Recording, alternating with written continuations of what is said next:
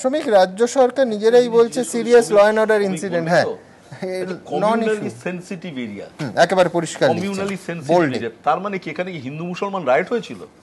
কমিউনালি তো শুধু মুসলমানরা হতে পারে না, কমিউনালি সেনসিটিভ মুসলিম হয়েছে, এটা মানে মুসলিম কমিউনিটির বিরুদ্ধে, অথবা সেখানকার যারা হিন্দু আছে তাদের বিরুদ্ধে। কমিউনালি সেনসিটিভ একটু শ্রমিক যদি বলে, আর কোন শহরে মানে ভাষাটা ঠিক এইরকম, in a communally sensitive area of the city, কোন শহরের একটা অংশকে এরকম ভাবে বলাটা কি খুব সম্মানের বা খুব, তার মানে ওখানে যারা কমিউনিটি আছে তাদের প্রতি বলা হচ্ছে they are violent, meaning thereby যে this people are violent, communal sensitive area, that means Muslim are violent, তাদের বিরুদ্ধে আসপাশন করা। বলো শ্রমিক। যেটা হলো গার্ডেন রিচ নিয়ে এত বিতর্ক, কিন্তু গার্ডেন রিচে মমতা মুখ্যমন্ত্রী যাই বলে থাকুক না কেন, ওখানে কিছু বিরল প্রজাতির শান্তিপ্রিয় মানুষ চিরকাল ছিলেন এবং তারা আছেন এবং থাকবেন। গার্ডেন রিচে রাজনীতি করবেন, গার্ডেন রিচে নির্বাচিত জনপ্রতিনিধি হবেন ববি হাকিম। আপনারা কি আশা করেন তার পাশে রামকৃষ্ণ মিশন কিংবা ভারত সেবাশ্রম সংঘের কোনো সন্ন্যাসী দাঁড়িয়ে থাকবে? এটা সম্ভব নয়। ওখানে যে দলই রাজনীতি করছে, অতীতেও আমরা ডিসি মেহতার হত্যার থেকে পরবর্তী প্রক্রিয়া যেটা দেখেছি, সেখানে ওই এলাকা থেকে অস্ত্র বা খুঁজে বার করে আনা কিংবা কোনো সেই ধরনের অ্যাকশন কিন্তু ওখানকার সমাজ বিরোধীদের বিরুদ্ধে সংগঠিত করা যায়নি কলকাতা পুলিশের পক্ষ থেকে বা তদানীন্তন রাজ্য সরকারের পক্ষ থেকে। এখন দেখা গেল ববি হাকিম একটা নির্বাচন লড়তে গেছেন। তার নির্বাচন মানুষ তো জেতার জন্য লড়ে এবং স্বাভাবিকভাবেই প্রধান বিরোধী শক্তি সেই মুহূর্তে, সেই হিসেবে তিনি কিছু মানুষের সাহায্য নিয়েছেন, কিছু সহযোগিতা নিয়েছেন। এবং আবার বলছি, তারা রামকৃষ্ণ মিশনের সন্ন্যাসী নন এবং তাদের নিয়ে ওখানে নির্বাচন জেতা যায় না। নির্বাচন জিততে গেলে ওখানে ইকবালকে প্রয়োজন হয়, উনি ইকবালকে নিয়েছেন।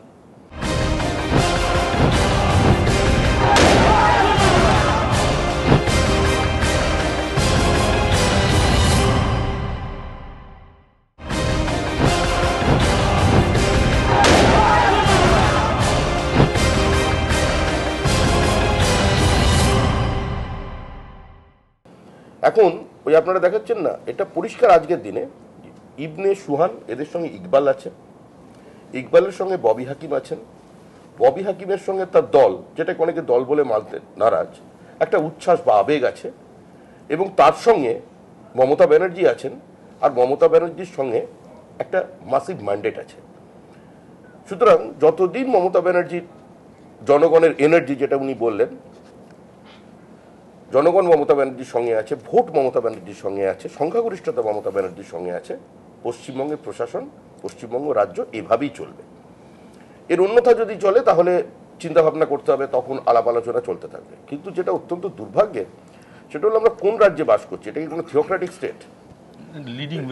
আমরা এটা দেখলাম এখানে টিপু সুলতান মসজিদের ইমাম, তিনি মুখ্যমন্ত্রী সম্পর্কে মন্তব্য করছেন, তিনি উপদেশ দিচ্ছেন, তিনি তার সঙ্গে নাকি পরামর্শ করে কাজ করছে। আমরা কোন স্টেটে বাদ কথা হয়ে গেছে, তার সঙ্গে কথা হয়ে গেছে এবং বারবার উনি এই কথাটা বলছেন। তাহলে বইমেলায় কোন বই বিক্রি হবে সেটা ঠিক করে দিচ্ছে এখন বরকতি। কে পশ্চিমবঙ্গে আসবে, কে পশ্চিমবঙ্গে আসবে না, সেটা ঠিক করবার জন্য বিবৃতি দেবেন সুলতান আহমেদ।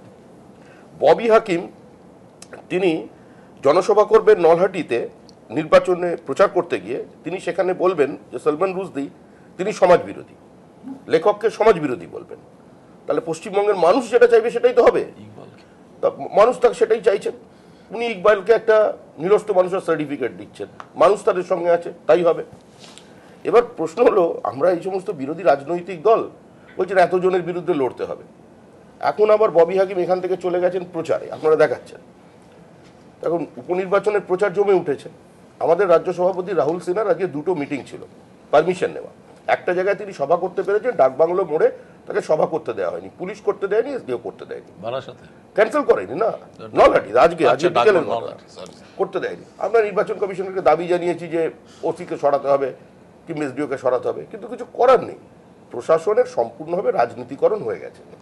যার বিরুদ্ধে বক্তৃতা করে এখানে তৃণমূল কংগ্রেস নির্বাচনে প্রতিদ্বন্দ্বিতা করেছিল, যে একটা একদলীয় একচেটিয়া একাধিপত্যের বিরুদ্ধে আমরা লড়াই করছি। আমরা একটা গণতান্ত্রিক পরিবেশ চাইছি যেখানে বিরোধীদের কণ্ঠরোধ করা হবে না, কিন্তু এই সরকার কোনো বিরোধী কণ্ঠস্বর শুনতে রাজি নন।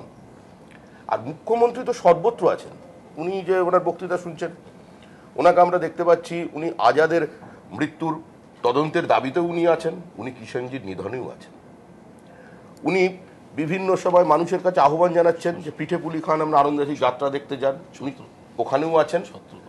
ছত্রধর মাহাতোর বিরোধিতাও করবার সময় তিনি আছেন, আবার তিনি মাটি উৎসবের রান্নাঘরেও আছেন। মানে সর্বব্যাপী তার যে উপস্থিতি, উজ্জ্বল উপস্থিতি, এটা আমরা দেখছি। কিন্তু আমরা যেটা বারবার বলছি, আমাদের মানুষ তো অনেক রকম বলে, যারা সাম্প্রদায়িক রাজনৈতিক দল, প্রথমেই মানুষ শুরু করে দেয় যে বিজেপির রাজনীতিতে আমরা বিশ্বাস করি না, এ রাজ্যে মাইক্রোস্কোপিক।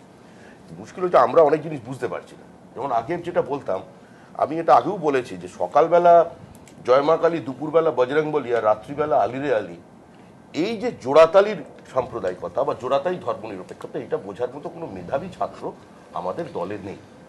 আমরা মেনে উঠতে পারছি না। আজকে যেটা শুনলাম সেটা অত্যন্ত ভয়াবহ, মানে এটা অত্যন্ত অ্যালার্মিং। পশ্চিমবঙ্গের মতো একটা বর্ডারিং স্টেটের মধ্যে এটা কতটা সাম্প্রদায়িক সম্প্রীতি এ রাজ্যে রক্ষা করবে, এটা আমাদের চিন্তা করতে হবে। কারণ এখন তো শুনছি আবার মানে কি একটা সেকুলারিজমের একটা নতুন পরিচয় আমরা দেখতে পেলাম এখন, যে সংখ্যালঘু হাসপাতাল। আমি জানি না ভারতবর্ষে কোথাও আছে কিনা। মানে আমরা মানুষ নিচে লড়াই করেছি, আমরা হিন্দু মুসলমানে বিভক্ত হয়ে গেছি, কেউ খ্রিস্টান হয়েছে, কেউ বুদ্ধিস্ট হয়েছে, মানুষ তৈরি করেছে।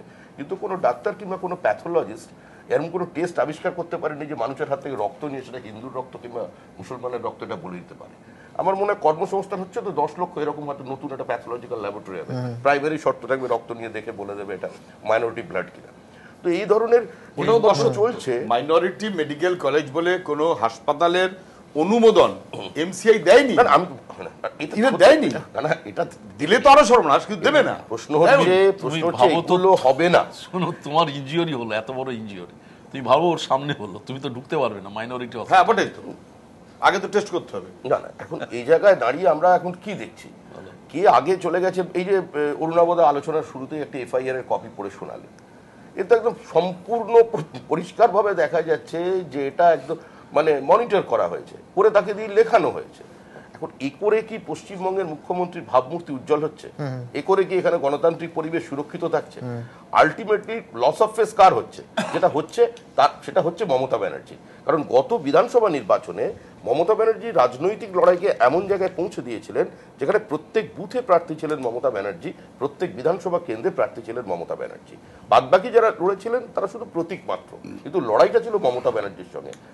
সিপিআইএম এর বিরুদ্ধে তাদের পরিবর্তনের স্বার্থে তাদের সরকার থেকে সরানোর জন্য মমতা ব্যানার্জি যে রাজনৈতিক লড়াইয়ের নেতৃত্ব দিয়েছিলেন, সেখানে তিনি আইকন ছিলেন এবং তার উপস্থিতিটাকে মানুষ অনুভব করতে পেরেছিল। সিপিএম হারতে পারে এবং সিপিআইএমকে হারানো যেতে পারে, এই বিশ্বাসটা যিনি মানুষের মধ্যে জাগাতে পেরেছিলেন, তার নাম মমতা ব্যানার্জি। কিন্তু পরিবর্তিত পরিস্থিতিতে আজকে দেখা যাচ্ছে 44টা দফতরের মন্ত্রী তিনি, উৎসবে মুখর তিনি। আসলে এটা তো কোনো সরকার চলছে না, আমার মনে হচ্ছে এটি বলছেন কেউ উৎসবের সরকার। উৎসবের সরকার না, এখন যেটা চলছে সেটা একটা বিজয় উৎসব চলছে। মানে 34 বছর পর একটা রাজনৈতিক দলকে ক্ষমতাচ্যুত করা অনেক চেষ্টা করেছিল এর আগে, সেই চেষ্টা হয়তো অতটা আন্তরিক ছিল না কংগ্রেস বলে যেটা অভিযোগ, পশ্চিমবঙ্গের মানুষও সেটা কিছুটা বিশ্বাস করেন। সেখান থেকে সরকারটা চলে গেছে, সেই জায়গায় দাঁড়িয়ে এখন একটা আনন্দ উৎসব চলেছে, বিজয় উৎসব। যেরকম আমরা ভোটে জেতার পরে আবির টাবির মেখে এটা চলবে 34 বছর পরে, এটা ধরুন 27 মাস চলতেই পারে, এটা চলতে পারে, করতে হবে আমাদের দেখার জন্য। এটা নিয়ে কোনো আমার মনে না চুলচেরা বিশ্লেষণের প্রয়োজন, যে সহজভাবে মেনে নিতে হবে। তার সঙ্গে মানুষ আছেন, উনি মানুষের এনার্জি, তিনি তার সঙ্গে ম্যান্ডেট আছে এবং সেটা চলবে। অরুণাবদা বলছেন তার সঙ্গে অ্যালার্জি এবিপি আনন্দ, অরুণাবদার মত, তিনি দায়িত্ব করছেন। এরপর উইথ আ সিরিয়াস নোট আমরা যেখানে আসতে চাইবো সেটা হচ্ছে এই যে ছাত্র সংসদ 6 মাসের জন্য তুলে দেয়া হলো বা মুলতুবি রাখা হলো, এর প্রাসঙ্গিকতা এবং বাস্তবতা। ছাত্র ইউনিয়ন নিয়ে বারবার কিন্তু প্রশ্ন হয়েছে, ছাত্র সংসদ নির্বাচন নিয়ে একাধিকবার হিংস্রতার আবরণ ছেয়ে গেছে আমাদের এই রাজ্যকে, আমরা সেটা দেখেছি। কিন্তু এই 6 মাসের জন্য মুলতুবি কি সমাধান, বা স্থায়ী সমাধানের থেকে কেন এতটা দূরে থাকে রাজনৈতিক দলগুলো? আপনার দ্রুত একবার দেখাবো যে 6 মাস আগে শোনা যায় মহাকরণে শিক্ষা দপ্তর থেকে যে ফাইলটা গেছিল সেটা কিন্তু পড়ে আছে, অথচ এই আজকের মাননীয় মুখ্যমন্ত্রী যখন বিরোধী নেত্রী ছিলেন বারবার পলিটিক্যাল বড় বড় দলের রাজনৈতিক ছাতার নিচে ছাত্র সংসদ যে নির্বাচন হয় সেটা কিন্তু অন্যরকম কিছু ভাবনাকে প্রশ্রয় দিয়েছিলেন তিনি। তাহলে সেই সময়ে তার সেই মতামত থেকে কি আজকের মাননীয় মুখ্যমন্ত্রী সরে এসেছেন? দেখাবো। কলেজ নির্বাচন ঘিরে রক্তাক্ত গার্ডেন রিচ। তড়িঘড়ি রাজ্যের সমস্ত বিশ্ববিদ্যালয় ও কলেজে আগামী 6 মাস নির্বাচন স্থগিত রাখার ঘোষণা শিক্ষামন্ত্রীর। যদিও তার দাবি, সামনে একাধিক পরীক্ষা রয়েছে, তাই সেই সময় কলেজ নির্বাচনের জন্য পর্যাপ্ত পুলিশ দেওয়া সম্ভব নয়, তাই এই সিদ্ধান্ত। এরপর আমাদের রাজ্যে মাদ্রাসা পরীক্ষার পরপরই একই সঙ্গে মাধ্যমিক, উচ্চ মাধ্যমিক, সিবিএসই, আইসিএসই, উচ্চ মাধ্যমিক সব পরীক্ষা পরপর আসছে। সেই জন্যে আমাদের উচ্চশিক্ষা দপ্তর আমরা স্থির করেছি, আমরা সমস্ত উপাচার্যদের জানাচ্ছি যে আগামী 6 মাস রাজ্যের সমস্ত কলেজের নির্বাচন সাময়িকভাবে স্থগিত রাখা হচ্ছে। কিন্তু বিভিন্ন মহলে প্রশ্ন উঠেছে, যেসব পরীক্ষার জন্য ছাত্র ভোট স্থগিত তার নির্ঘণ্ট তো 1 বছর আগেই প্রকাশিত, তাহলে আচমকা এই সিদ্ধান্ত কেন? পাশাপাশি সাম্প্রতিককালে একের পর এক কলেজ নির্বাচনকে ঘিরে বারবার উত্তপ্ত হয়েছে শিক্ষাঙ্গন। কিন্তু পরিস্থিতির উপর রাশ টানার লক্ষ্যে ছাত্র সংসদ নির্বাচনের গাইডলাইন নিয়ে শিক্ষামন্ত্রী করা সুপারিশই প্রায় 6 মাস ধরে অবহেলিত হয়ে পড়ে রয়েছে মহাকারণে। কেন মুখ্যমন্ত্রী তাতে এখনো সায় দেননি, উঠছে প্রশ্ন। কিন্তু এই মমতা বন্দ্যোপাধ্যায় তো একসময় ছাত্র নির্বাচন থেকে রাজনৈতিক দলগুলিকে আলাদা করার পক্ষে মত দিয়েছিলেন। এটা কি হতে পারে যে বড় রাজনৈতিক দলগুলো ছড়ে গেল, ছাত্রদের তাদের নিজেদের দাবি নিয়ে ইয়ে করতে হলো? যে আমি তো পক্ষে, আমি ছাত্র রাজনীতিতে তারা যদি মনে করে দলের ঊর্ধ্বে উঠেও তারা কাজ করবেন, আমি মনে করি আমি তাদের পক্ষে। তার কারণ ইউনিয়নে তো পার্টিসিপেশন থাকা উচিত, ছাত্রছাত্রীদের ইউনিয়নে পার্টিসিপেশন, ছাত্র কাউন্সিল থাকলো, ছাত্রছাত্রী, বড় রাজনৈতিক দলগুলো থাকলো না। আপনি বলছেন একটু অ্যাপলিটিক্যাল করলেও আপনার আপত্তি নেই, যে বড় দলগুলো যদি সবাই এগ্রিড করে আমার কোনো আপত্তি নেই। আচ্ছা, হোক না, ভালো কাজ যখন তখনই হতে পারে। সুতরাং রাজনীতির ঊর্ধ্বেও যে একটা জগৎ আছে। রাজনৈতিক মহলে প্রশ্ন, তাহলে কি এখন মত বদলে গেছে মমতার? আসলে ছাত্র নির্বাচন স্থগিত রাখার সরকারের সিদ্ধান্ত নেপথ্যে রাজনীতির সূক্ষ্ম চালি দেখছেন রাজনৈতিক পর্যবেক্ষকরা। তাদের মতে গার্ডেন রিচ কাণ্ডের দগদগে ক্ষত যাতে পঞ্চায়েত নির্বাচনের আগে আর না বাড়ে, সেজন্য তৃণমূল এই সিদ্ধান্ত নিল। অন্য অংশের মতে ইতিমধ্যেই 80% ওপর কলেজের ছাত্র সংসদ দখল করেছে টিএমসিপি। সুতরাং বাকি থাকা কলেজে নির্বাচন না হলে তৃণমূলের রাজনৈতিক ক্ষতি নেই, বরং আখেরে লাভ। কারণ শিক্ষামন্ত্রী জানিয়েছেন বিশ্ববিদ্যালয়ের ভোটও স্থগিতের আওতায়। প্রেসিডেন্সি, যাদবপুরের মতো প্রধান বিশ্ববিদ্যালয়গুলিতে সামনেই ভোট। প্রেসিডেন্সিতে তৃণমূল ছাত্র পরিষদ প্রার্থী দিতে পারেনি। যাদবপুরেও টিম করে জ্বলছেন শাসক দলের ছাত্ররা। তাই রাজনৈতিক মহলের ধারণা, নির্বাচনের স্থগিতাদেশের সিদ্ধান্ত একদিকে যেমন গার্ডেন রিচের ভূতকে বয়ে না বেড়ানোর কৌশল, তেমনি রাজনৈতিক দিক থেকে আগেই জমি শক্ত করে ইতিবাচক পদক্ষেপ দেখানোর অস্ত্র। এবিপি আনন্দ। মীরাতুন্দি, আগের অনুষ্ঠানেই অধ্যাপক সুকান্ত চৌধুরী বলছিলেন যে ছাত্র সংসদটা বড় রাজনৈতিক দল তার ছত্রছায়া থেকে, বড় সিম্বলের ছত্রছায়া থেকে যদি বের করে আনা যায় এবং যদি নাই থাকে, আপনার এটা নিয়ে ঠিক কি মত? ব্যক্তিগতভাবে আমি বিশ্বাস করি ছাত্র রাজনীতির যে রূপ আমরা বেশ দীর্ঘকাল ধরে দেখছি এবং এখনো দেখছি, সেই ধরনের ছাত্র রাজনীতি কোনো প্রতিষ্ঠানে না থাকুক। যদি ছাত্র রাজনীতি থাকতেই হয়, আমি অত বুঝি না, যে ছাত্র রাজনীতিতে হিংসা এবং হয় এবং রক্ত ঝরে এবং দলীয় রাজনীতির যে বাতাবরণ তৈরি হয় ছাত্রদের নিজেদের মধ্যে, তারা নিজেরা সতীর্থ সহপাঠী, তাদের মধ্যে দেখা যায় হিংসা, হানাহানি, তুমি এই দলের আমি এই দলের, বোমাবাজি, নানান রকমের, শিক্ষা বাদ দিয়ে আর সব কিছু হয় সেখানে। তো সেই ধরনের ছাত্র রাজনীতির কোনো প্রয়োজন আছে বলে আমি মনে করি না। এখানে একটা কথা প্রথমে বলে রাখা ভালো, সারা বিশ্বের পরিস্থিতি যদি আমরা নিই, তাহলে বহু ঐতিহ্যবাহী প্রতিষ্ঠিত বিশ্ববিদ্যালয় বা শিক্ষা প্রতিষ্ঠান রয়েছে, খোঁজ নিলে যে কেউ জানতে পারবেন, যেখানে ছাত্র রাজনীতি হয় না বলেই সেগুলো ঐতিহ্যবাহী এবং প্রতিষ্ঠিত হয়ে রয়েছে সারা বিশ্বে। আর আমাদের দিল্লি ইউনিভার্সিটি এবং জেএনইউতে কিন্তু রেগুলার ছাত্র রাজনীতি। বেসুর উদাহরণও দিতে পারেন যে 2009 এর পরে এই জাতীয় স্তরে জাতীয় প্রতিষ্ঠানে মর্যাদা পেতে চলেছে, গত 2.5-3 বছর কিন্তু কোনো রকম ছাত্র রাজনীতি নেই, তাই অশান্তিও নেই। তার থেকে কাছের, একেবারে কাছের উদাহরণ, আমি লেডি ব্রেবনে পড়েছি, পাশাপাশি প্রেসিডেন্সি কলেজ। আমি নিজে, আমার ক্ষেত্রে আমার অভিভাবকরা প্রেসিডেন্সি কলেজে আমায় ভর্তি হতে দেয়নি। ওখানে রাজনীতি হয়, দুরন্ত রাজনীতি নকশাল আমলের সময়, এবং ছেলেরা ওখানে ওই রাজনীতি করে, বিশেষ করে ছেলেরা আছে রাজনীতি তারা বেশি করে, আমায় ভর্তি হতে দেওয়া হয়নি। এটা আমার শিক্ষা জীবনের এক ধরনের বঞ্চনা বটে। তো কিন্তু এই পরিস্থিতি ছিল। আর প্রেসিডেন্সি এবং লেডি ব্রেবনের যদি আমরা তুলনা করি, আমি নিজে দেখেছি, এখনও তাই, লেডি ভ্রমণে যারা পড়েন তারা যদি রাজনীতি করেন সেই রাজনীতিটা বাইরে ফেলে রেখে ভেতরে ঢুকতে হয়। বহুদিনের পরিস্থিতি এবং এখনও সেরকমই আছে বলে আমি জানি। যদিও ওখানে ওই শিক্ষকরা যে রিক্রুটেড হয়েছে, নিয়োজিত হচ্ছে, সেখানে অনেক দুর্নীতি ঢুকে গেছে, সে কথাটা আলাদা, সেখানে এই প্রসঙ্গ আমরা এখানে আনছি না। কিন্তু এই দুটো এখানকার কলকাতার কলেজ পশ্চিমবঙ্গের দুটি খ্যাতনামা প্রতিষ্ঠান যেখান থেকে ভালো ছেলেমেয়েরা ভালো রেজাল্ট করে, আপনি যদি তুলনা করেন দেখবেন বহুদিন ধরে তুলনা করলে প্রতিযোগিতায় লেডি ভ্রমণ একই বিষয়ে এগিয়ে যাচ্ছে। সেখানে প্রেসিডেন্সি কলেজ বহুদিনের গৌরব বহন করছে, যে কলেজ আমাদের গৌরবের শেষ নেই এই কলেজকে নিয়ে। সত্যি সত্যি বহু প্রতিভার জন্ম দিয়েছে, এই প্রতিভাকে লালন করেছে এই কলেজ। সেই কলেজের দুর্দশা আজকে প্রকট। ফলে এর মধ্যে যাচ্ছি না আমি। এখানে আমার এই যে ঘটনার কথা আপনি বললেন, যে এই যে 6 মাস বন্ধ হয়ে গেল, ছাত্র সংসদের রাজনীতি, ছাত্র সংসদের ভোট নির্বাচন বন্ধ করে দেওয়া হলো, এখানে দুটো আপাত দৃষ্টিতে যা আমার চোখে পড়ছে। একটা কথা, আমি রাজনীতির লোক নই বলে বলা মুশকিল, তবুও সাধারণ একজন নাগরিক হিসেবে, নাগরিকের সমস্ত এই রাজ্যের নাগরিকের প্রতিনিধি হিসেবে আমার একটা বলার আছে। যে বার্তাটা মানুষের কাছে যাচ্ছে তাতে মনে হচ্ছে রাজ্য প্রধান যিনি, রাজ্য নেতৃত্বের একেবারে মাথায় যিনি আছেন, তাদের বোধহয় এই ধরনের বার্তা একটা দেওয়ার প্রয়োজন দেখা দিয়েছে।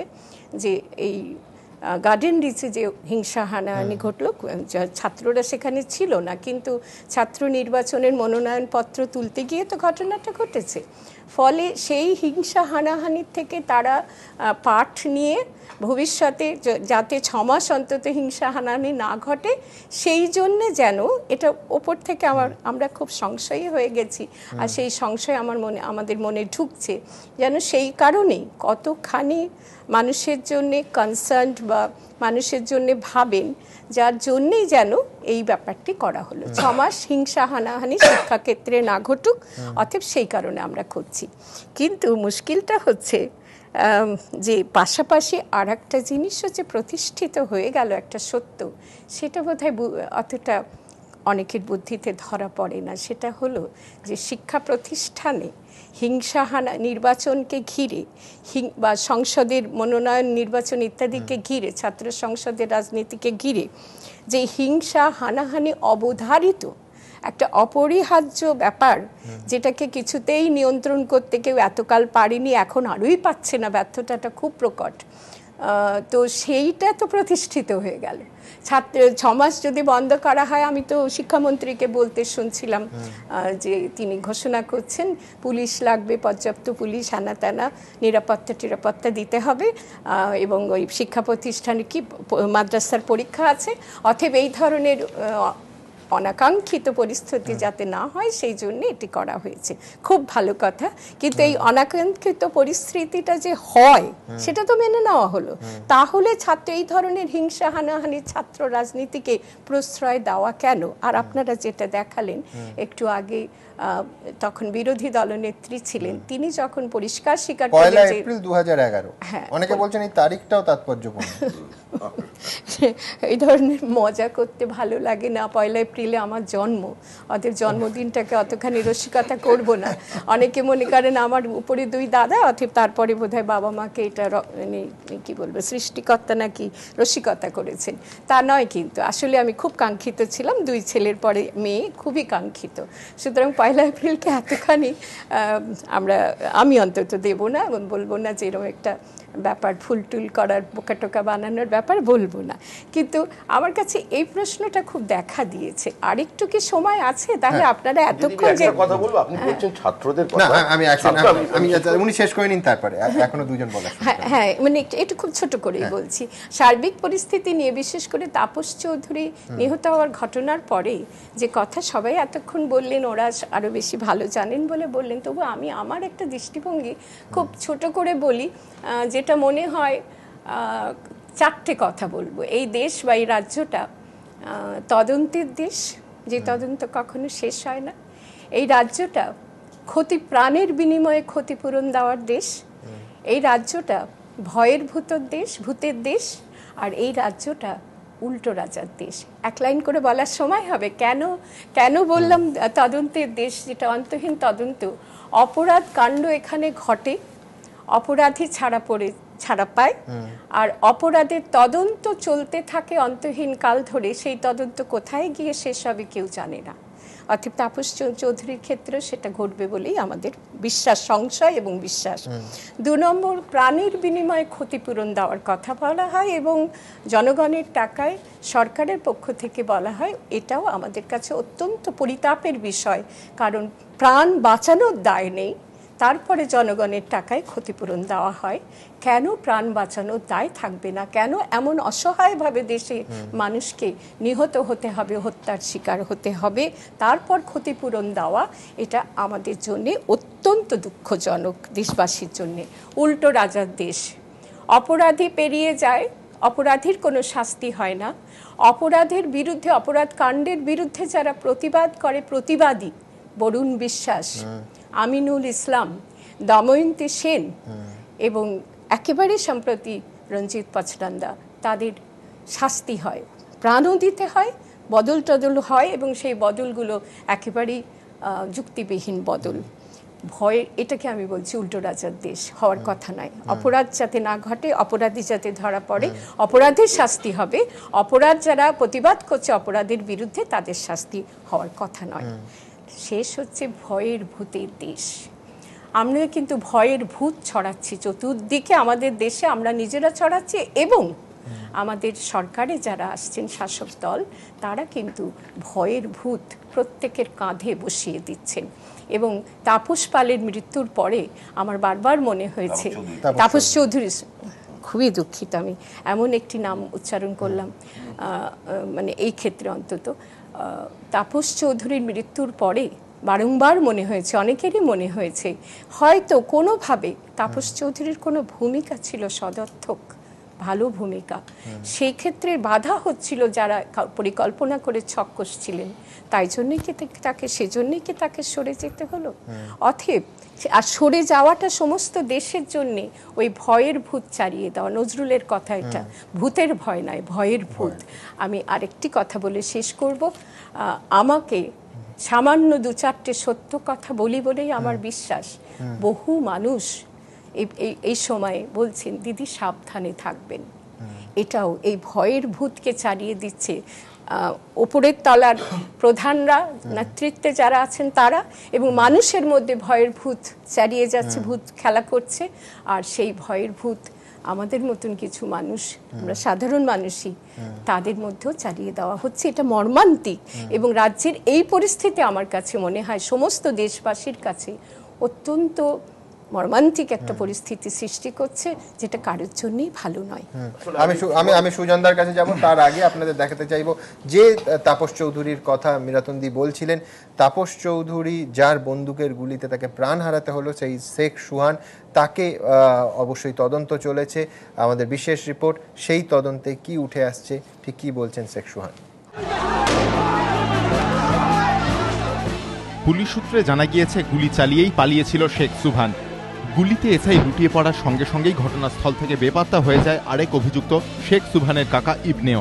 কিছুক্ষণ পরে অবশ্য ঘটনাস্থলে ফিরে আসে ইবনে, তখন পুলিশ তাকে ধরেও ফেলে। কিন্তু 15 নম্বর বোরোর তৃণমূলের চেয়ারম্যান মোহাম্মদ ইকবাল লোকজন নিয়ে পুলিশকে রীতিমতো ধমকে ইবনেকে ছাড়ান।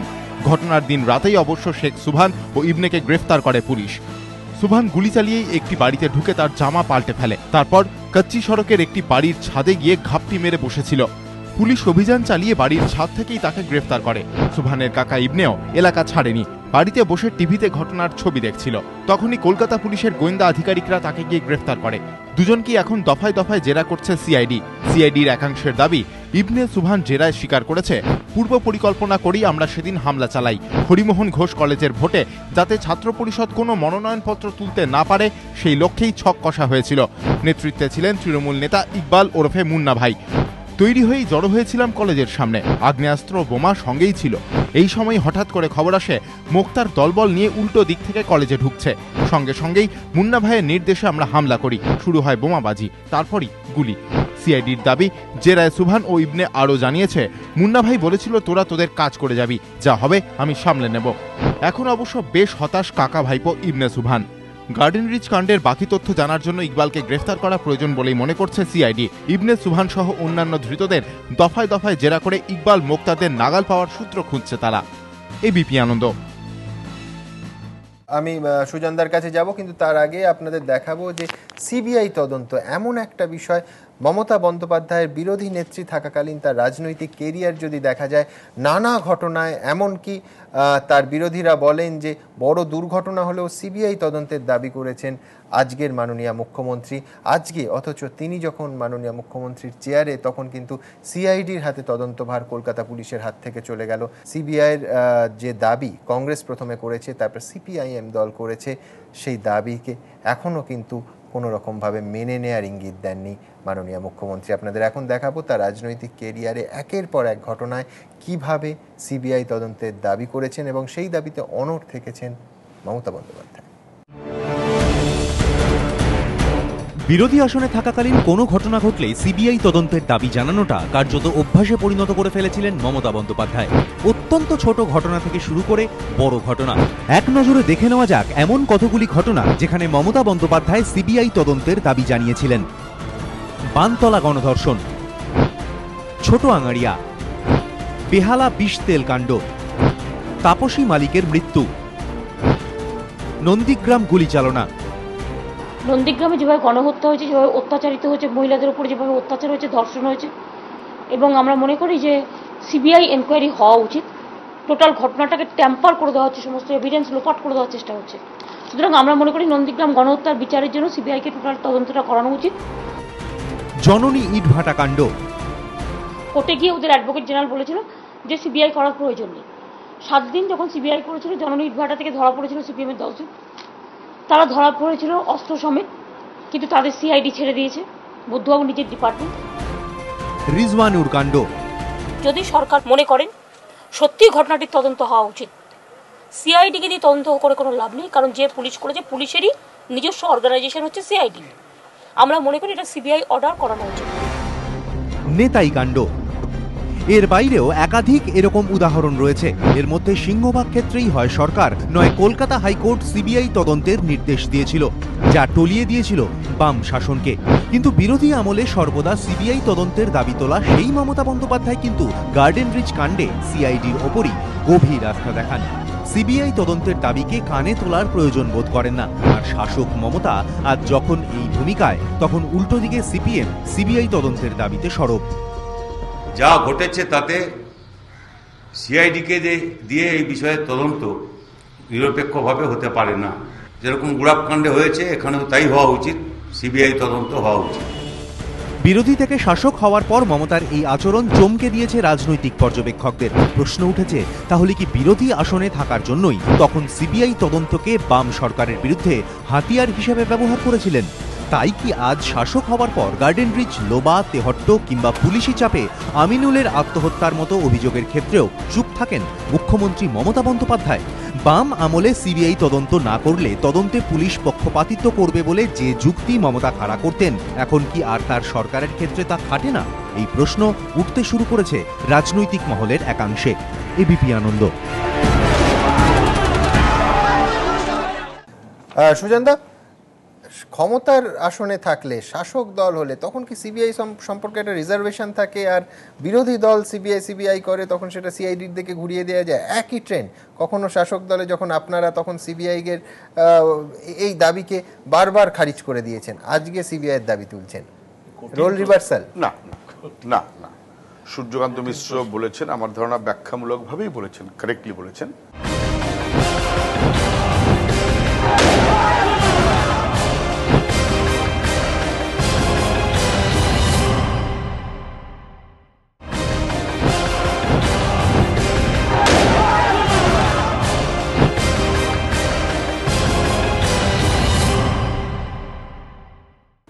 সাধারণভাবে আমরা ৩৫৬ ধারার পক্ষে নই, সাধারণভাবে আমরা সিবিআইয়ের পক্ষে নই।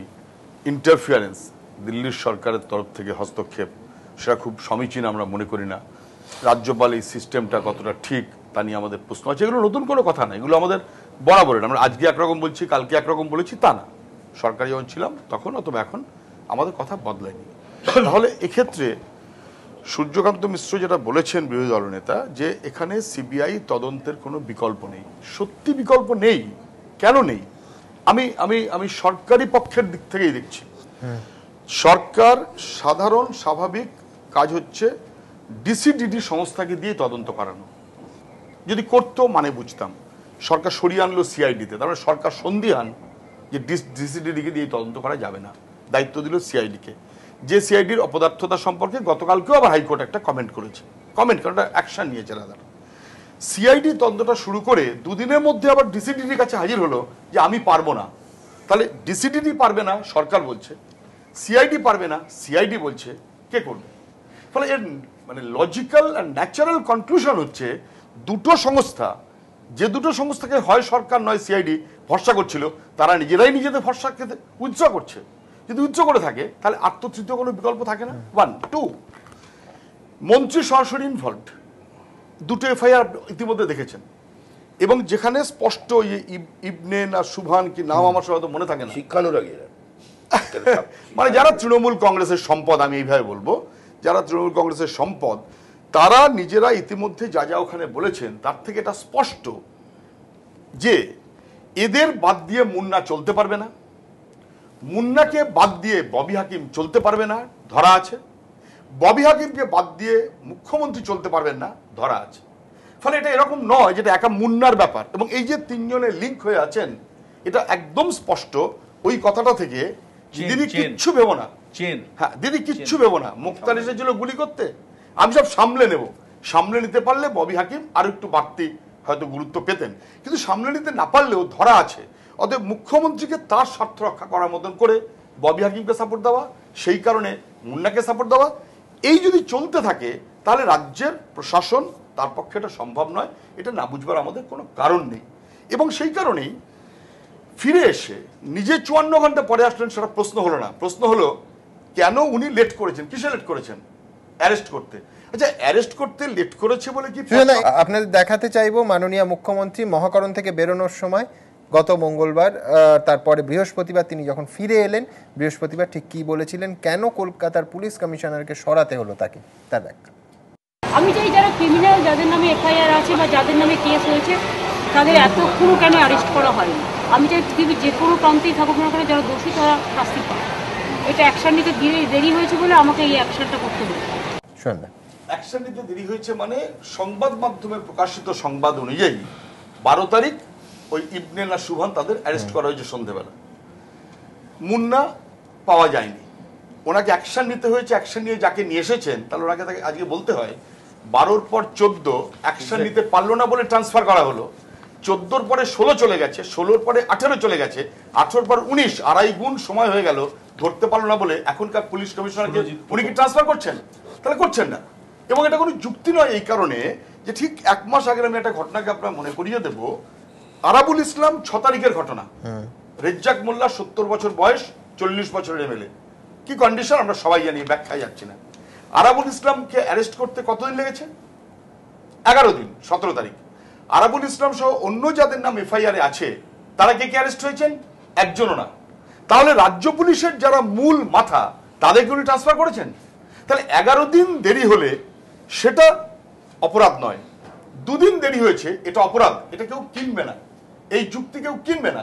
তাহলে কেন উনি ট্রান্সফার করলেন এই কারণে যে পচনন্দাকে বাড়িতে খালি পায়ে প্রসাদ বিতরণ করাবার ব্যবস্থা উনি করতে পেরেছেন নিজের বাড়ির কালী পুজোতে, অথবা যে পচনন্দাকে উনি চুপ করিয়ে রাখতে পেরেছেন যখন দময়ন্তী সেন তাকে ট্রান্সফার করা হয় একটি কথা না বলে, এতটাই তুমি আমার বসংবদ, মনিবার ভিত্ত উনি চান্ত, এতটাই তুমি আমার বসংবদ, ফোর্সের মধ্যে যাই বিদ্রোহ আমার ববির স্বার্থ তুমি দেখবে না, তুমি কেন তবু, যদিও ওটা খুব এফেক্টিভ এফআইআর নয়, ওইটুকুই বা বললে কেন? এই ওইটুকুই বা বলেছো কেন? 100% বসংবদ না হয়ে তুমি 1% ডিপার্ট করলে কেন? এই কারণে কার্যতকে সরানো হলো। এবং এতৎসত্ত্বেও এটা সিবিআই ছাড়া কোনো অল্টারনেটিভ নেই। এই সমস্ত কিছু ঘটনাকে উনি গতকালকের মিটিংয়ে বলেছেন তুচ্ছ ঘটনা। এই তুচ্ছ ঘটনাকে নিয়ে সবাই হই করছে। সত্যি উনি তুচ্ছ মনে করেন? যদি তুচ্ছ না মনে করেন তাহলে এখানে ওনার পুলিশ খুন হয়েছে ওনার লোকের হাতে, অথচ তখন উনি দীঘাতে বসে তাল ঠুকছেন পসিবল? কখনো কোনো রাজনৈতিক মানুষ দরকার নেই, কোনো সাধারণ মনন সম্পন্ন কোনো মানুষের পক্ষে সম্ভব ওখানে শোক প্রস্তাব করে আচ্ছা বেশ ওখানে থাকতে হবে, কোনো একটা কারণেও থাকতে হতে পারে, উনি মুখ্যমন্ত্রী, আমি সবকিছুর মধ্যে যাচ্ছি না, কেন ওনার থাকা ওটা জরুরি ছিল, যাচ্ছি না, আমি শোক প্রস্তাব নিতেন, নিয়ে ফিরে আসতেন, মঙ্গল করতেন, ওরা নাচ গান করছে, উনি তার মধ্যে না থাকতে পারতেন, উনি তো গায়িকা হিসেবে ওখানে যাননি, উনি ওখানে তাল ঠুকছেন, তাহলে নিশ্চয়ই উনি মনে করেন যে ঘটনাটা তুচ্ছ। তাহলে যেখানে মুখ্যমন্ত্রী ববি হাকিম মুন্না যেখানে তুচ্ছ, যেখানে পচনন্দাকে ট্রান্সফার, এই এতগুলো ঘটনার পর এর ন্যাচারাল কনক্লুশন দুটো, এক ডিসিডিডি পারবে না, সিআইডি পারবে না, ডিসিডিডি আসলে দুজনে কেউই পারবে না, থার্ড কোন অর্গানাইজেশনকে দিতে হবে, সিবিআই ছাড়া এখন থার্ড অর্গানাইজেশন আছে বলে মনে হয় না। দুই, ন্যাচারাল পারবে না, না পারতে দেয়া হবে না, সিবিআই ছাড়া কোনো অর্গানাইজেশন নেই না, আমি বলছি সিআইডি পারবেও না, পারতে দেওয়া হবে না, দুটোই মানে পারতে না দিলে পারবে কি করে, পারতে দেবে না, কখনোই পারতে দেবে না। ন্যাচারাল কনক্লুশন 2 হচ্ছে যদি সাধারণ ভাবে যদি উনি ফোর্সের মধ্যে অথবা পশ্চিমবাংলা মানুষ যদি মেসেজ অল্প একটু দিতে চাইতেন 2%, 5%, তাহলে ওনার ফিরে এসে প্রথম বলা উচিত ছিল ববি তুমি বলেছিলে যা ঘটনাটা উল্টো, এবং তুমি সামলাবে বলেছিলে বলে আমাকে অ্যালিওর করেছো, আমাকে বিভ্রান্ত করেছো, তোমাকে অপসারণ করা ছাড়া আমার কাছে কোনো বিকল্প নেই, হতে পারে না। এখানে ববি হাকিমকে অপসারণ না করে উনি কোনোভাবেই একটা স্বচ্ছ প্রশাসনের ইঙ্গিত দিতে পারেন না। সেইভাবে দেখছেন কেন? ধরা যাক যে ববি হাকিম তার শীর্ষ নেতৃত্বের সঙ্গে যোগাযোগ না করে বিষয়টা করেছেন বা বলেছেন, যা বলেছেন সেটা ভাবছেন কেন? বেশ, আমি আপনার কাছে আসছি, যদি তাই হয় তাহলে এখানে সিআইডি অথবা ডিসিডিডি কোনো স্কোপ নেই, বিকজ তাহলে মুখ্যমন্ত্রী মিসলিড করার জন্য সরাতে হবে মিসলিড করার জন্য সরিয়েছে। দুই, আচ্ছা মিসলিড করনি আমার পরামর্শে তুমি করেছো, ইভেন যেটাই হোক না কেন, তাহলে ডিসিডিডি অথবা সিআইডি কারো উপরে ভরসা করবেন? তো ডিসিডি অলরেডি ভরসা করেননি। ফলে এক্ষেত্রে দুটো ন্যাচারাল কনক্লুশন ছিল, একটা ছিল অবশ্যই সিবিআই কে দেওয়া, আরেকটা হচ্ছে অবশ্যই ফিরহাদ হাকিমকে সরানো। এই দুটো কোনো কাজই উনি করেননি। আমি আবার অন্য একটা কথা বলবো, আদারওয়াইজ নেবেন না প্লিজ। বলো কে নিরাপদ? মাস্টারমশাই, ছাত্রছাত্রী, মহিলা, পুলিশের কর্মী? ডিসিডিডি এই তদন্ত শুরু করার পর ক্যালকাটা পুলিশের কর্মী অফিসার মারা যাবার পর, খুন হবার পর সেখান থেকে সরিয়ে নিয়ে আসা হলো মানে এন্টায়ার ক্যালকাটা পুলিশকে, তার ফোর্সকে অসম্মান করা হলো, তাদের ইগো সেখানে বিধে দেওয়া হলো যে আমি যা বলবো তার বাইরে তুই চলতে পারবে না। সমস্ত কিছুর পর দময়ন্তী সেন, একটা ঘটনা দেখুন, ডিজি আলো কলকাতায় অপসারিত হওয়া, নন্দিনী চক্রবর্তী তাকে কার্যত এমন একটা জায়গায় গ্যারেজ করে দেওয়া, মিটিং করতে করতে বিডিওকে ট্রান্সফার করা, ওসিকে ট্রান্সফার করা, এসপিকে ট্রান্সফার করা, ন্যাচারাল কনক্লুশন পছন্দ প্রায় তাই দাঁড়িয়ে যাচ্ছে। আমি বলছি আসলে এটাকে আমি কি বলবো ঠিক জানি না, এটা প্যাথোলজিক্যাল নাকি এটা কনজেনিটাল, গঠনমূলক প্রবলেম না অন্য কিছু প্রবলেম আমি বলতে পারবো না।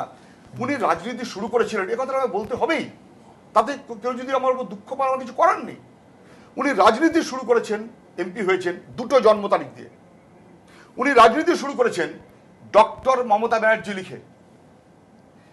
ডক্টর মমতা ব্যানার্জি এই কথাটা আমায় লিখতে হবে রাজনীতির শুরুতে, যদি কেউ এই ভাবনা ভাবেন এবং তারপর সেই লেখাটা যদি তাকে বন্ধ করতে হয় তাহলে তার তো নিজের আত্মসম্মানে বিবেকের কাছে বাধার কথা। আমি প্লিজ আর দুটো মিনিট লাগবে। আর আমি বলছি এই করতে করতে নিয়ে গিয়েছেন, উনি ওসির চেয়ারে গিয়ে বসেছেন, আমরা দেখেছি চম্পলা সর্দারের গল্প তো আমাদের মনে আছে। ফলে কার্যত এটা কনজেনিটাল অ্যাসেম্বলি ভাঙচুর বা প্যাথোলজিক্যাল। কি উনি ভাবছেন, কি উনি চাইছেন পশ্চিমবাংলার মানুষের স্বার্থ, যা উনি বলছেন। কালকে ডায়মন্ড হারবারে বক্তৃতা দিয়েছেন, কি আছে বক্তৃতার মধ্যে? ঠিক একই কপি বক্তৃতা দিয়েছেন ক্যানিংয়ে, শুধু এখানে একটা বাক্য বলেননি। ক্যানিংয়ে বক্তৃতা করতে করতে এমুড়ো ওমুড়ো হাঁটতে হাঁটতে বলেছিলেন আমার ধিক্কার জানাতে ইচ্ছে হচ্ছে আমি বাংলায় জন্মেছি বলে। নিশ্চয়ই আপনাদের কাছে ফুটিং আছে। আমি অন্তত এইভাবে মনে করি, আমি এবং আমি বিশ্বাস করি আমরা সবাই বরং গর্ববোধ করি রত্নগর্ভা বাংলায় আমরা জন্মেছি। মুখ্যমন্ত্রীর ধিক্কার দিলে দিতে হয় নিজেকে, যে সেই বাংলার আমি কোন চেহারাটা করছি। ভবিষ্যৎ সরকারকে করবে বড় কথা না, 5 বছর 7 বছর 10 বছর পরে পশ্চিমবাংলার জন্য কি রেখে যাচ্ছেন। ফলে এই দিক থেকে যদি নেওয়া হবে, প্রায় সময় হয়ে গেছে, ফলে সেই বিবেচনায় দেখা উচিত বলে মনে হয়। আপনি কলেজ ছাত্র সংসদ বলছিলেন, আমি আপনার সাথে একটু কেড়ে নিলাম, জাস্ট 2 মিনিট, তার চেয়ে বেশি আমি নেব না। ভালোই ব্যাট করছে। কলেজ ছাত্র সংসদ 6 মাস ভোট হবে না, উনি আগে কি বলেছেন আপনারা দেখিয়েছেন। কেন ভোট হবে না? উচিত ছিল কি গার্ডেন রিচের পর বুঝিয়ে দেওয়া উচিত ছিল কলেজে অ্যাটলিস্ট বাইরের লোকের ইন্টারফিয়ারেন্স চলবে না। আমি বলছি আজকের কথা, গতকালকের কথা। গতকাল আমার জেলা দক্ষিণ 24 কুলতলি কলেজ ফাংশন হওয়ার কথা, ছেলেমেয়েরা এসছে, বাইরের বহিরাগত তৃণমূলের নেতারা মমতা ব্যানার্জির ছবি সহ তৃণমূলের ছবি ছাপা 6 লাখ এমন করে দিয়েছে। সাধারণ ছাত্র, ইউনিয়ন নেই ওখানে, সাধারণ ছাত্র তারা রিয়াক্ট করেছে। এগুলো সরান আমাদের কলেজের প্রোগ্রাম। চেয়ারম্যানকে শক্তি মণ্ডল, তৃণমূলের শিক্ষার সঙ্গে সম্পর্কিত নয়, দক্ষিণ 24 গ্রামাঞ্চলের সঙ্গে সম্পর্কিত নয়, তিনি চেয়ারম্যান। পরিস্থিতি দেখে তিনি তৃণমূলের নেতাদের বলেছেন সরিয়ে নে না, তারা সরায়নি, তারপর তারা সরায়নি।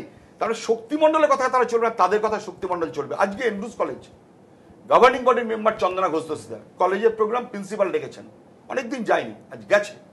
বাইরের লোক এমন ভাবে কলেজে এসে হাজির হয়ে কার্যত অশ্রাব্য, বলা যাবে না অশ্রাব্য, আমার কার্যত বলতে বলতে চন্দনা কেঁদে ফেলেছে।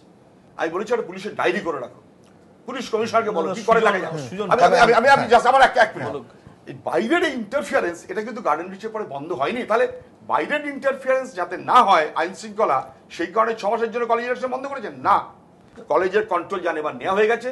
যাদবপুর বিশ্ববিদ্যালয়ে তৃণমূল ছাত্র পরিষদ প্রার্থী পাবে না, প্রেসিডেন্সি কলেজ তৃণমূল ছাত্র পরিষদ প্রার্থী পায়নি।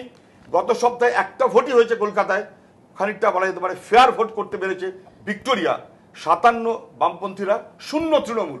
উনি বুঝেছেন যে বাইরের ইন্টারফিয়ারেন্স করেও আমি আর রাখতে পারছি না, বাইরের ইন্টারফিয়ারেন্স করেও রাখতে পারছি না।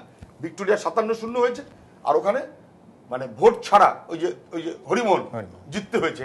এই জায়গায় দাঁড়িয়ে শঙ্কিত কলেজের স্কুলের কম বয়সের ছেলেমেয়েরা তারা এই সরকারের দিকে তাকাচ্ছে। আমি এই প্রশ্নে সোমনাথ বাবুর কাছে আসবো, যেহেতু উনি অধ্যাপক, একেবারে শিক্ষা জগতের সঙ্গে যুক্ত, কি বলবেন এই পরের পর অভিযোগ? ব্যাপার হয়েছে যে আমি মোটামুটি প্রায় রাফলি 1 ঘন্টা কি 1.25 ঘন্টা সমস্ত ডিসকাশন শুনলাম, এবং ওকে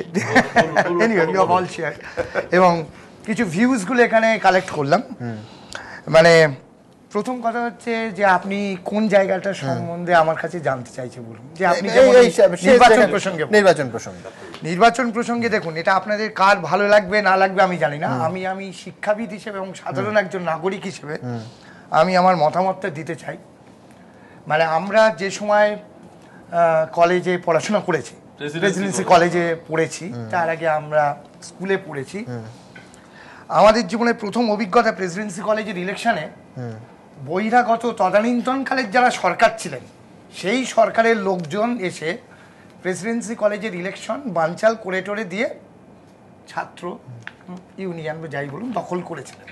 সুতরাং এই কবে এটা 1972 সালে, 72 সালে ইলেকশনের কথা ছিল, সেটা তো 17-14 হয়েছে। আমি বলিনি, প্লিজ আফটার দ্যাট ইউ এমন একটা বললেন যে which is not true, মানে নট ট্রু না, যে I was in 71 এবারে আমি বলিনি 17-14 হয়েছে, পরের বার 11-12। আচ্ছা, এবারে ঘটনা চক্রে যা হয়েছে এই যে কলেজের যে নির্বাচন, আমরা দীর্ঘ ধরুন যে এত বছর ধরে যেটা দেখেছি নির্বাচন হয়েছে বিভিন্ন কলেজে নির্বাচন, মানে আমি একজন সাধারণ নাগরিক এবং শিক্ষাবিদ হিসেবে আমি কোনো রাজনৈতিক কোনো দলের সঙ্গে যুক্ত নয় বা আমার এটা নয়, আমার যেটা মনে হচ্ছে নির্বাচন নামে শুধু প্রহসন হয়েছে, এটা আমার একদম ব্যক্তিগত অভিমত।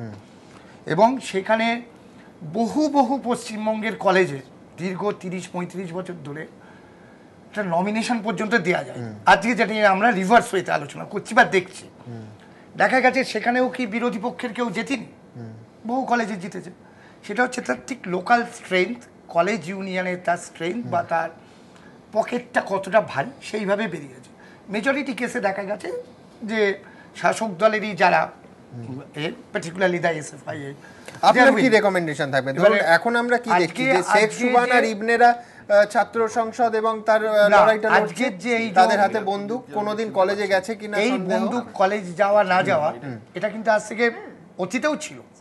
ফাইন, না আমি বলছি এই যে আগামী 6 মাস বন্ধ থাকলো, this is not born it in this 1 year. Fine, যেটা অসীম বাবু যেটা আগে বলেছেন, কন্টিনিউটি অফ দি প্রসেস। কি বলবেন? Actually he has pointed out very correctly, it is a continuity of the process previous, তার আগে ইত্যাদি সব কিছু। ঘটনাটা চোখে কি হচ্ছে যে আমরা আজকে যে জিনিসগুলোকে খুব অত্যন্ত, এটা আমার ব্যক্তিগত মতামত, খুব হাইলাইট করছি। এই কোথায় কি একটা মার খেলো, কোথায় কি একটা চুরি হলো, কাকে কি হলো, প্রতিনিয়ত কাগজে টিভিতে আমরা দেখছি। এই অনুষ্ঠানে আমি বলতে চাইছি যে স্পেসিফিক্যালি এই ঘটনাটাও যেটা হয়েছে, অতীত বহু কলেজে এরকম ঘটনা হয়েছে। যাদবপুর আশুতোষ কলেজে হয়েছে, আপনি জানেন, চোখ হারিয়েছেন। আচ্ছা শুনুন, এটা কিন্তু আমি ওই পার্টি যাচ্ছি। হ্যাঁ, যাদবপুর ইউনিভার্সিটি 2 নম্বর গেটের সামনে রাত্রির 11টা সাড়ে 11টার সময় ছাত্রদের ধরে তার উপরে অত্যাচার করা হয়েছে। এটা মোটামুটি 3-4 বছর। কথা বলছেন এটা অ্যারাউন্ড না, সন্ন্যাবাবু, আমার বক্তব্য তা না। আমি বলছি যেখানে স্টুডেন্ট ডেমনস্ট্রেশন ছিল এবং টিচাররা ছাত্র সংসদ নির্বাচনে হিংসা এই প্রথম না, এটা সাধারণ। আমি বলছি আপনার রেকমেন্ডেশন, আমি মনে করি গভর্নমেন্ট যে এই 6 মাস যেটা পেছিয়েছেন, সেটা বিভিন্ন তার তরফের যুক্তি, যে অবশ্যই রাজনৈতিকভাবে কেউ এটা মনে করতে পারেন এটা গভর্নমেন্টের পরাজয়, সেই জন্য তারা শঙ্কিত যে ইলেকশন পেছিয়ে দিই কেউ। কিন্তু আমি ব্যক্তিগতভাবে এটা মনে করি যে আজকের যে শিক্ষা প্রতিষ্ঠানগুলোর ছাত্রদের যা মানসিকতা হয়ে দাঁড়িয়েছে, সেখানে সুষ্ঠুভাবে নির্বাচন করার কোনো পরিবেশ নেই, সেটা যে পক্ষই বা যে দলেরই হোক। সেই ক্ষেত্রে আজকে যাদবপুর ইউনিভার্সিটি প্রেসিডেন্সি কলেজের খ্যাতনামা ছাত্ররা বিভিন্ন জায়গায় ছড়িয়ে আছেন, সেখানে কিন্তু মানে এই কোনোদিন সেরকম সমস্যাটা আমরা দেখিনি। আজকে আমার যেটা মনে হয়, সরকার যে সিদ্ধান্ত নিয়েছেন, যে কারণেই হোক, বিভিন্ন কারণ আমরা দেখছি, আলোচনা করছি সব কিছু, আমার মনে হয় এতে ছাত্রদের প্রাইমারি জবটা হওয়া উচিত ইন লার্নিং অ্যান্ড টিচিং, টিচারদের শিক্ষকদের শ্রদ্ধা করা, তাদের পড়াশোনার দিকে মনটা দেয়া, সেটার দিকে আমি মনে করি শিক্ষক হিসেবে প্রথম কাজ। অর্থাৎ বুদ্ধদেব ভট্টাচার্য বা মমতা বন্দ্যোপাধ্যায়ের বিষয়ে না মাথা ঘামালেও চলবে পড়াশোনার দিকে, কিন্তু তাদের কি নির্বাচন হবে না? আমি অ্যাকচুয়ালি বলিনি, প্লিজ, আপনারা যখন বলেছেন, আই এম সরি, আমি কিন্তু কারুক্ষে কোনো জায়গায় আই এক্সপেক্ট যে আপনারা আমার শুনতে ভালো না লাগলে শুনবেন না। আমি অত্যন্ত সাধারণভাবে আমার মতামতটা বলছি যে ছাত্ররা সেটা আসা উচিত। নির্বাচন যদি করতে হয়, সেটা সত্যি সুষ্ঠু গণতান্ত্রিক পদ্ধতিতে করা উচিত। সরকারের এই সিদ্ধান্তটা আমার কাছে যেটা আজকে মনে হয়েছে, যে এটা হয়তো এই ছাত্র সমাজকে আরেকটু নিয়ন্ত্রিত করতে, তাদের চিন্তাভাবনাকে আরেকটু স্ট্রিমলাইন করতে অত সাহায্য করবে। কারণ এই ইলেকশনের রেজাল্টটা বেরোনো, এই স্টুডেন্ট ইউনিয়ন না, অ্যাসেম্বলি ইলেকশনের রেজাল্ট বেরোনোর আগে আমরা সাধারণ নাগরিকরা শুনেছিলাম যে if the result is otherwise, যেটা টুডে উই আর সেইং, যে পশ্চিমবঙ্গে খুব মারামারি, ঝগড়াঝাটি, রক্তগঙ্গা, বোমাবাজি ইত্যাদি হবে। থ্যাংক গড যে আমরা এখনো অবধি সেই জিনিস কিছু চোখে দেখিনি।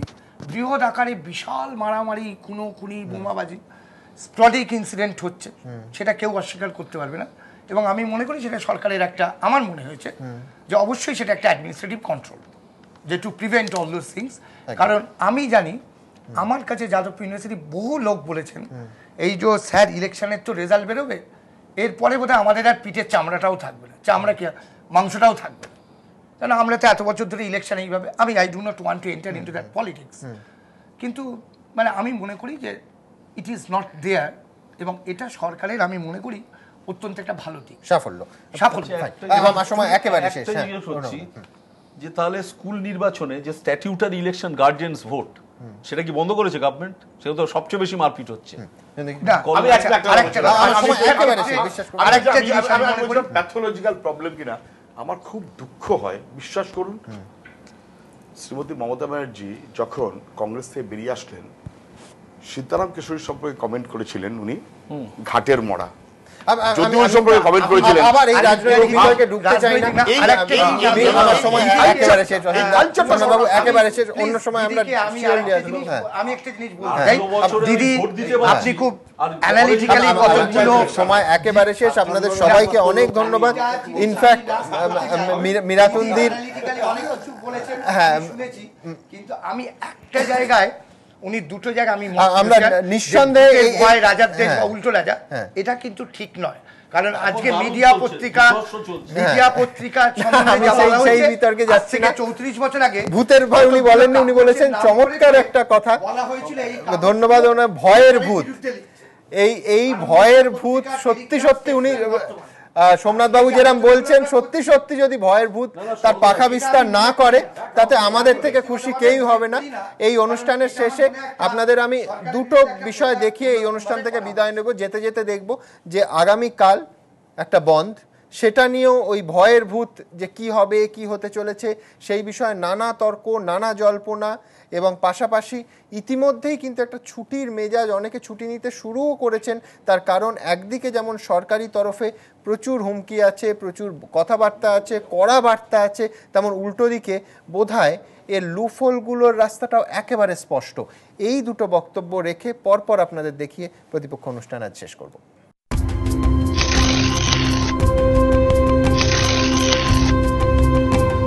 কেন্দ্রীয় শ্রমিক সংগঠনগুলির ডাকা জোড়া ধর্মঘটের বিরুদ্ধে যুদ্ধংদেহী মনোভাবে রাজ্য সরকার। পরিবহন সংগঠন ও ব্যবসায়ীদের সঙ্গে দফায় দফায় বৈঠক। মহাকরণের বার্তা, রাজ্য সচল রাখতে যাবতীয় ব্যবস্থা নিচ্ছে সরকার। কড়া বার্তা সরকারি কর্মচারীদেরও। গত বছর 28শে ফেব্রুয়ারির পর আবার মঙ্গলবার অর্থ দপ্তরের পক্ষ থেকে বিজ্ঞপ্তি জারি করা হয়েছে। কর্মচারীদের জানানো হয়েছে ধর্মঘটের দিন অনুপস্থিত থাকলেই শোকজ। যথাযোগ্য কারণ দর্শাতে না পারলে কাটা যাবে একদিনের মাইনে, চাকরি জীবন থেকে একদিন কাটা যাবে। ধর্মঘট ব্যর্থ করতে মঙ্গলবারও আসরে মুখ্যমন্ত্রী। শাকসবজির বাজার দর নিয়ন্ত্রণে তৈরি টাস্ক ফোর্সের সদস্যদের সঙ্গে এদিন বৈঠক করেন তিনি। শ্রমমন্ত্রীর আশ্বাস, দোকান বাজারে কোনোভাবে ভাঙচুর বা ক্ষতি হলে ব্যবসায়ীদের ক্ষতিপূরণ দেওয়া হবে। কেউ কারো কাজে যাওয়া বন্ধ করতে পারবেন না, এবং সরকারের দায়িত্ব হচ্ছে সেটা দেখা, তার রাইট, কাজ করতে যাওয়ার রাইট, সেটাকে প্রোটেক্ট করা। মুখ্যমন্ত্রীর পথেই পরিবহন মন্ত্রী মদন মিত্র। পরিবহন মন্ত্রীর আশ্বাস, গাড়ি ভাঙচুর হলে বিমার টাকা পাইয়ে দেওয়ার ক্ষেত্রে ব্যবস্থা করবে সরকার। সরকারি নির্দেশকে পালন করতে গিয়ে কোনো বাস যদি ক্ষতিগ্রস্ত হয় কোনো ট্যাক্সি, তার দায়িত্ব ইন্স্যুরেন্স কোম্পানি নেবে, কারণ ইন্স্যুরেন্স কোম্পানিটাও সরকারেরই ইন্স্যুরেন্স কোম্পানি। পরিবহন সংগঠনগুলির প্রতিশ্রুতি, তারা ধর্মঘটে সামিল হচ্ছে না। বেঙ্গল বাস শ্রমিকের তরফ থেকে আমরা ধর্মঘটে সামিল হব না, যদি স্বাভাবিকভাবে শ্রমিকরা উপস্থিতি রাখতে পারে। আগামীকাল যেরকম গাড়ি চলছিল সেরকম গাড়ি চলবে, এবং চলার মতন পরিস্থিতি থাকলে অবশ্যই চলবে। ধর্মঘটের পক্ষে জোর সওয়াল করে রাজ্য সরকারের মনোভাবের তীব্র সমালোচনায় বিরোধী দলনেতা ও গুরুদাস দাশগুপ্ত।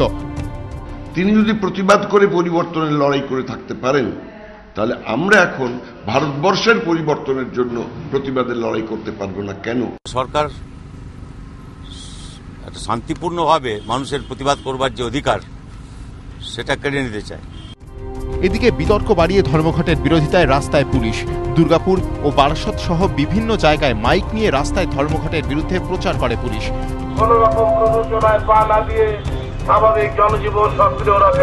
পুলিশের এই ভূমিকায় ক্ষুব্ধ সিটু। পুলিশ মাইকে প্রচার করে যাচ্ছে যে হাইকোর্ট নাকি ধর্মঘটকে বেআইনি করেছে। এটা সম্পূর্ণ মিথ্যে প্রচার। আমরা আদালত অবমাননার দায়ে আমরা পুলিশকে অভিযুক্ত করব। এদিকে ধর্মঘটের বিরোধিতায় বণিক সভা অ্যাসোচেমও। কেন্দ্রীয় শ্রমিক সংগঠনগুলির ডাকা জোড়া ধর্মঘটে প্রায় 15 থেকে 20,000 কোটি টাকার লোকসান হবে বলে আশঙ্কা প্রকাশ করেছেন অ্যাসোচেমের সভাপতি রাজকুমার ধুত। এবিপি আনন্দ।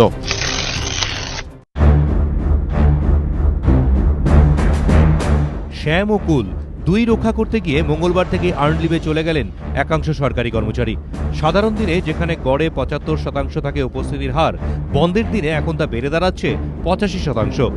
আপাত দৃষ্টিতে 15% বন্ধে সাড়া দিলেও এদের মধ্যে 4 থেকে 5% রয়েছেন সেই আর্ন লিভের দলে। বাম আমলে ছবিটা ছিল ভিন্ন। নাম না জানা কোনো সংগঠনও বন্ধের ডাক দিলে মুহূর্তে মরুভূমি হয়ে যেত মহাকরণ। ছবিটা পাল্টেছে এখন। 28শে ফেব্রুয়ারি 2012 বন্ধের ডাক দেয় কেন্দ্রীয় শ্রমিক সংগঠনগুলি, যার বিরুদ্ধে কার্যত জেহাদ ঘোষণা করেছিল নতুন সরকার। হুমকি দেওয়া হয়েছিল একদিনের বেতন কাটার পাশাপাশি চাকরি জীবন থেকে বাদ যাবে একদিন। সেদিন মহাকরণে কর্মী উপস্থিতির হার ছিল 84%। 20শে ফেব্রুয়ারি 2013 এবারও ময়দানে কেন্দ্রীয় শ্রমিক সংগঠনগুলি, কোমর বেঁধে ময়দানে সরকারও। যুদ্ধংদেহী দুই শিবিরের মাঝে প্রাণ ওষ্ঠাগত নিরীহ সাধারণ কর্মী।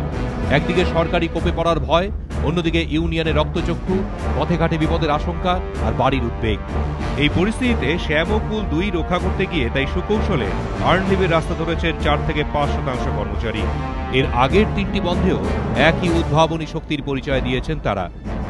18 তারিখ থেকেই যারা ছুটি নেবে 18, 19, 20, 21, তাহলে তাদেরকে এই 4টে ইএল চলে যাবে, অর্থাৎ তারা ছুটির মধ্যে মানে সরকারের কোপেও পড়লো না, আবার সংগঠনের কোপেও পড়লো না, তারা আসলো না। এই ধরনের সংখ্যাটা কিরকম থাকে? এই সংখ্যাটা 4-5% তো থাকে। বন্ধের দিনে মেডিকেল লিভ মঞ্জুর হবে না, সাব কথা সার্কুলারে। তাই বন্ধের আগে থেকেই নিরাপদ এই ছুটির রাস্তায় হেঁটে সরকারি কোপ থেকেও যেমন বাঁচা গেল, তেমনি বাড়িতে বসে খুশি রাখা গেল ইউনিয়নকেও। অথচ আইন বিশেষজ্ঞরা বলছেন বন্ধের দিন লিভ দেওয়া হবে না বলে সার্কুলারে যতই ঘোষণা করা হোক, কোনো কর্মী চাইলেই এর বিরুদ্ধে আইনের দ্বারস্থ হতে পারেন।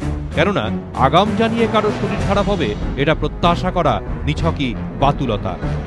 মুনিমুরকির একদর করা আইনে করা যায় না। একটা লোক অসুস্থ হয়ে গেল, বাট তার ছেলে অসুস্থ হলো, তো তার যদি মেডিকেল লিভ পাওনা থাকে ও দিতে বাধ্য।